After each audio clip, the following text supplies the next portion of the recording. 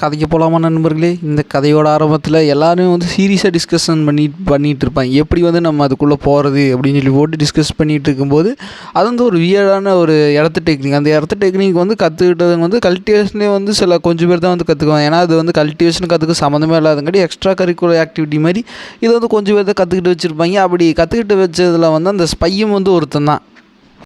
அதனால் அந்த ஸ்டெப்னி போய் அந்த ஸ்பை கிட்ட இந்த மாதிரி நீ வந்து இந்த கேட்ஸ் வந்து ஓப்பன் பண்ணு அப்படின்னு சொல்லி போட்டு சொல்லும்போது அவன் வந்துட்டு நான்லாம் பண்ண மாட்டேன், இந்த மாதிரி பெரிய பெரிய மாஸ்டர்ஸே வந்து பண்ண மாட்டேங்கிறாங்க, ஆபத்து உயிருக்குன்னு சொல்லிட்டு நான் என்னத்துக்கு பண்ண அப்படின்னு சொல்லிட்டு இருக்கும்போது, ஏன் இப்படி பண்ணுற, நான் சொல்கிற மாதிரி கேளு, அப்போ தான் நம்ம திரும்ப பேச்சப் ஆக முடியும் அப்படின்னு சொல்லிட்டு இருக்க.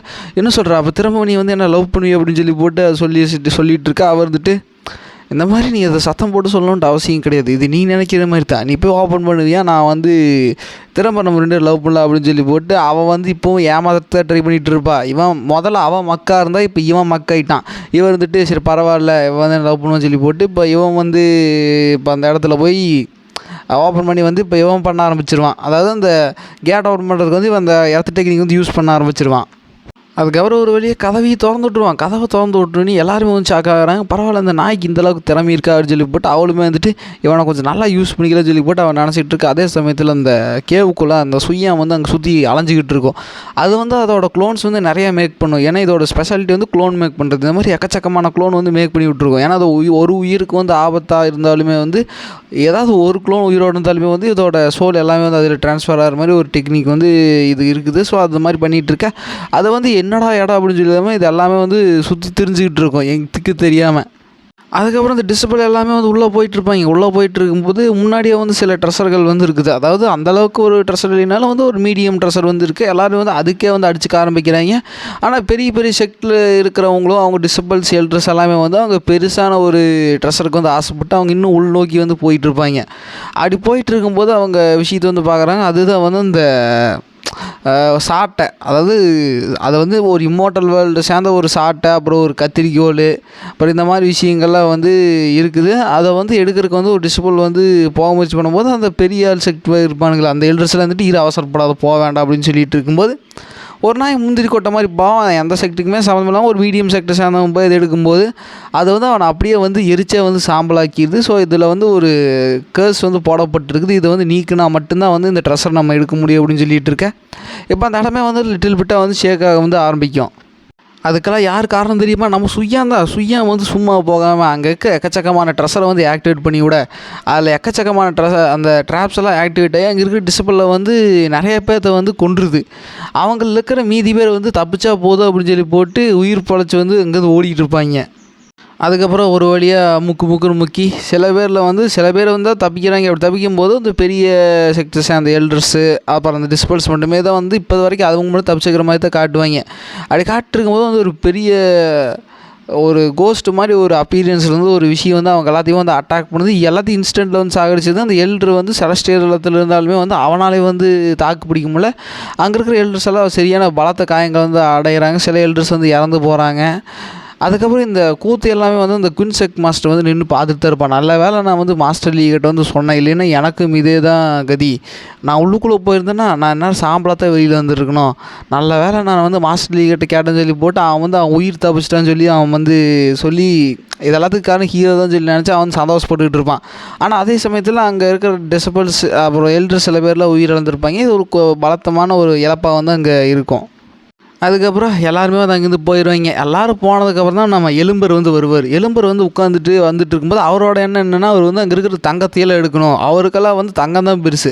அவர் ட்ரெஷர் அதெல்லாமே வந்து அவரோட கண்ணில் வந்து ஒரு குப்பமாக இருந்தார். ஸோ எலும்பர் வந்து அந்த ட்ரெஷர் எடுக்கணும், அந்த கோல்டு காயின்ஸ் எனக்கு வேணும் அப்படின்னு சொல்லி போட்டு வந்துட்டு இருக்க. அந்த கோஸ்ட் வந்து இந்த எலும்பர் அட்டாக் பண்ண வர எலும்பர் வந்து அசால்ட்டாக அதை போட்டு போட்டு உள்ளுக்குள்ள இருக்கிற தங்கத்தையெல்லாம் நம்ம எடுத்து நமக்கு சொந்தமாக்கிட்டு நிறைய பெண்களை வந்து அனுபவிக்க போகிறோம் அப்படின்னு சொல்லி போட்டு எலும்பர் ஒரே குஜாலில் தான் இருப்பார். அப்போது ஒரு வழியாக எலும்பு உள்ளுக்குள்ளே வந்து அங்கே தங்க காசெல்லாம் பார்த்துருவார். பார்த்தோன்னே அவருக்கு ஒரே இன்ப கொண்டாட்டமாக இருக்குது. கூட அந்த டீமன் டாக் அதுவுமே வந்துருக்கும். அதுவுமே வந்து நல்லா வந்து ஜாலராக பிடிச்சிட்ருக்கும் எலும்பர் வந்து இந்த மாதிரி காசெல்லாம் எடுத்துகிட்டு இருக்கும்போது அங்கே இருக்கிற சில ட்ரெஷர்ஸ் எல்லாமே வந்து அதுக்கு கான்சியஸ்னஸ் இருக்குது. ஸோ அந்த இடத்துக்குள்ளே வந்தோடனே வந்து அதை அட்டாக் பண்ண ஆரம்பிக்க அந்த சாட்டை வந்து எலும்பர் பிடிச்சி போடுவார். கத்திரிக்கோலை வந்து பிடிச்சி கசக்கி வச்சிருவார். ஸோ இப்போ அந்த இம்மோர்டல் ட்ரெஷர் அந்த 3 இம்மோர்டல் ட்ரெஷர் தான் இருக்குது. அது எல்லாத்தையுமே வந்து எலும்பர் வந்து டேமேஜ் பண்ணி விட்டு போட்டு இந்த குப்பையெல்லாம் யாரா இங்கே வச்சுருக்கா, எல்லா தங்கத்தையும் பேக் பண்ண டீமன் டாக் அப்படின்னு சொல்லிகிட்டு இருக்கா. அது எல்லாமே வந்து பேக் பண்ணிகிட்டு இருக்கோம். இப்போ அதே சமயத்தில் வந்து அங்கே வந்து ட்ரெஷர்ஸ் மட்டும் இல்லை, அங்கே வந்து சில மிஸ்டீரியஸான டெக்னிக்ஸ் வந்து இருக்கும். ஸ்கில்லை வந்து ப்ராக்டிஸ் பண்ணுற மாதிரி கல்டிவேஷன் டெக்னிக் அந்த மாதிரி இருக்குது. அதெல்லாத்தையுமே வந்து போட்டு எரிச்சிரு, இந்த மாதிரி குப்பையெல்லாம் யார் இங்கே வச்சது அப்படின்னு சொல்லி போட்டு எலும்பர் வந்து அதையும் பண்ணிடுவார். இப்போ அவர் கண்ணுக்கு வந்து தங்கம் மட்டும்தான் ட்ரெஷராக தெரியுது, மற்ற எல்லாத்தையுமே வந்து எலும்பர் வந்து பிடிச்ச எரிக்க அங்கே இருக்கிற எல்லாத்தையும் வந்து டேமேஜ் பண்ணிகிட்டு இருக்கான்னு பண்ணிட்டு அதாவது கஷ்டப்பட்டு ஒரு வழியாக வந்து அங்கே இருக்கிற எல்லாத்தையுமே வந்து எடுத்துகிட்டு வந்து போயிடுவார்.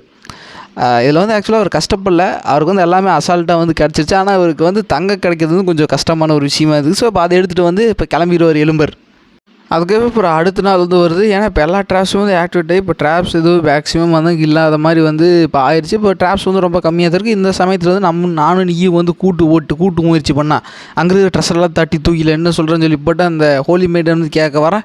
இவன் இருந்துட்டு மடி ஹீரோ கிட்ட வந்து கேட்கலாம் அப்படின்னு சொல்லி போட்டு வந்திருப்பான். அவளுக்கு வந்து தெரிஞ்சிடும். ஏன்னா அந்த குயின்சிக் மாஸ்டர்னு சொல்லிடுவோம், இந்த மாதிரி ஹீரோ தான் அதாவது எக்ஸ்பர்ட் இருக்கார், அவர்கிட்ட நான் வந்து எல்லாத்தையுமே வந்து கேட்டுட்டு தான் சொல்கிறேன் அப்படின்னு சொல்லிட்டு இருக்கும்போது திரும்ப ஹீரோ கிட்ட வரும்போது, என்ன ஓல்டு மேன் வரும்போது ஒயின் எடுத்துகிட்டு வந்துட்டு இருக்கேன், எனக்கு குடிக்கிற பழக்கம் அவ்வளோ இல்லைடா, எனக்கு எடுத்துகிட்டு போலே அப்படின்னு சொல்லிட்டு இருக்கும்போது இந்த மாதிரி மாஸ்டர்லி அதாவது ட்ராப்ஸ் எல்லாமே வந்து இப்போது கம்மியாக இருக்கும், நான் ஏன் போய் எடுக்கக்கூடாது அப்படின்னு சொல்லிட்டு இருக்கும்போது, முட்டா பையில் உனக்கு வந்து வயசாயிருச்சு மொதல் விஷயம். ரெண்டாவது விஷயம் என்னென்னா அங்கே வந்து நிறைய பேர் வந்து போயிருக்காங்க. ஸோ யாராவது வந்து அந்த ட்ரெஸ்ஸஸ் வந்து எடுத்துகிட்டு வந்திருப்பாங்க.